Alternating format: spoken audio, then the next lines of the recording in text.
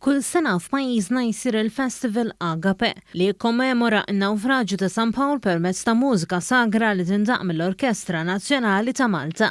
Din is-sena il-festival ħajxxandar fuq it-televiżjoni fl-10 ta' frar ħajsir b'mod differenti mis-snin ta' qabel minħabba l-pandemija. Ma' One News il-President tal-Fondazzjoni Paulus qal li din is-sena il-festival ħajfakkar ix-xogħlijiet ta' 3 personaġġi Maltin fl-anniversarju ta' mewthom.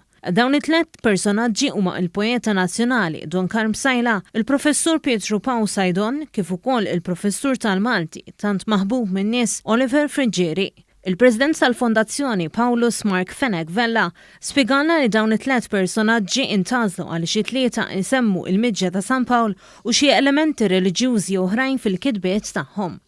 Stqar li l-Poeta Nazzjonali jisemmi bil-ferħ lil missierna San Pawl. Jiġifieri Malta issemmiet li San Pawl fejja il-missier pubbliku. Dik lill-poplu Malti tagħtu identità.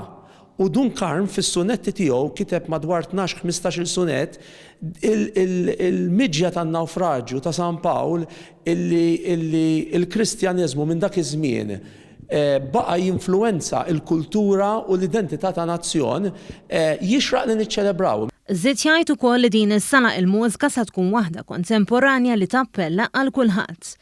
Fi żjara fil-grotta ta' San Pawl fir-Rabat il-Ministru għall-Wirt Nazzjonali u l-Arti José Herrera qal li ma nistgħux inħarsu lejn il-folklor ta' pajjiżna mingħajr ma nħarsu lejn l-element reliġjuż li sawwarna.